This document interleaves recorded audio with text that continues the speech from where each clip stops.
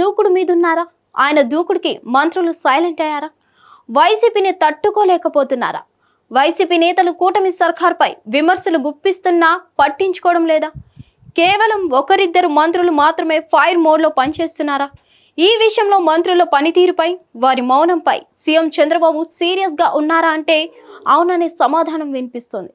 అసలు ఇంతకీ ఏం జరుగుతుంది? ఏపీ రాజకీయాల్లో ఈ రచ్చ ఏంటి? ఏపీలో కూటమి సర్కార్ కొలువుదీరి 9 నెలలు కావస్తుంది. ఇప్పటి వరకు రాష్ట్ర అభివృద్ధి సేవలో ముందుకు వెళ్తున్న కొందరు మంత్రులు మాత్రం తమకేం పట్టనట్టుగా ఉన్నారట. 9 నెలల పాలనలో CM Chandrababu, deputy CM Pawan Kalyan, ఒకరిద్దరు మంత్రులు తప్పితే మిగతా మంత్రులంతా మౌనం వీడట్లేదని, ఈ 9 నెలల పాలనలో CM Chandrababu, deputy CM Pawan Kalyan, ఒకరిద్దరు మంత్రులు తప్పితే మిగతా మంత్రులంతా మౌనం వీడట్లేదని అంటున్నారు. ప్రభుత్వం తీరుపై ప్రతిపక్ష వైసీపీ అధినేత జగన్, ఇతర నేతలు వరుసగా విమర్శలు గుప్పిస్తున్నా మంత్రులు మాత్రం నోరు మెదపడం లేదు. వైసీపీ విమర్శలను పట్టించుకోవడం లేదని, అవసరం లేదని వారంతా భావిస్తున్నారా? లేక సీఎం చంద్రబాబును తిడుతుంటే మనకెందుకులే అని ఊరుకుంటున్నారా అనే సందేహాలు వ్యక్తమవుతున్నాయని అంటున్నారు. ఇప్పుడైతే చంద్రబాబు కేబినెట్ లో మొత్తం 24 మంది మంత్రులు ఉన్నారు. వీరిలో కొందరు మాత్రమే చలాకీగా పనిచేస్తున్నారు. మిగతా మంత్రులంతా వర్క్ మోడ్లో లేరు. వారి పనితీరుపై సీఎం చంద్రబాబు ఆగ్రహంగా ఉన్నట్లు తెలుస్తుంది. ఇప్పటికే మంత్రులకు మార్కులు ఇచ్చిన అధినేత కొందరు మంత్రుల పనితీరును మార్చుకోవాలని చెప్పేశారు. లేకపోతే చర్యలు తప్పవని వార్నింగ్ కూడా ఇచ్చారని అంటున్నారు. అయినా సరే మంత్రుల పనితీరు మాత్రం మారడం లేదని సొంత పార్టీ నేతలే చెవులు కొరుక్కుంటున్నారట. ఇంకోవైపు ప్రభుత్వ పథకాలను ప్రజలకు వివరించే విషయంలోనూ మంత్రులు ఫెయిల్ అయ్యారనే ప్రచారం జరుగుతుంది. ప్రస్తుతం కూటమి సర్కార్ రాష్ట్ర వ్యాప్తంగా ఏడాదికి కేవలం పింఛన్ల కోసమే దాదాపు 33,000 కోట్ల రూపాయలు ఖర్చు చేస్తుంది. గతంలో జగన్ ముఖ్యమంత్రిగా ఉన్న సమయంలో పింఛన్ల కింద పంచింది కేవలం 23,000 కోట్లు మాత్రమే. ఈ విషయాన్ని ప్రజలకు వివరించడంలో సగానికి పైగా మంత్రులు ఫెయిల్ అయ్యారని పార్టీలో చర్చ జరుగుతుందట. అంతేకాదు, ఇక్కడ ఇంకో విషయం ఏంటంటే, ఇంతకీ కూటమి సర్కార్ అమలు చేస్తున్న సంక్షేమ పథకాలపై మంత్రులకు ఏమాత్రం అవగాహన కూడా లేకుండా ఉన్నారట. ఈ 5 ఏళ్లలో ప్రభుత్వం ప్రజా సంక్షేమం కోసం ఎన్ని వేలు ఖర్చు చేయబోతుంది, ఇంకా అనేక పథకాలు అమల్లోకి తీసుకురాబోతున్నారు.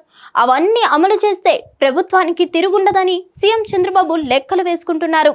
కానీ ఈ విషయాన్ని ప్రజలకు వివరించడంలో మంత్రులు మాత్రం సైలెంట్ గా ఉండడంపై కొందరు కామెంట్లు చేస్తున్న పరిస్థితి.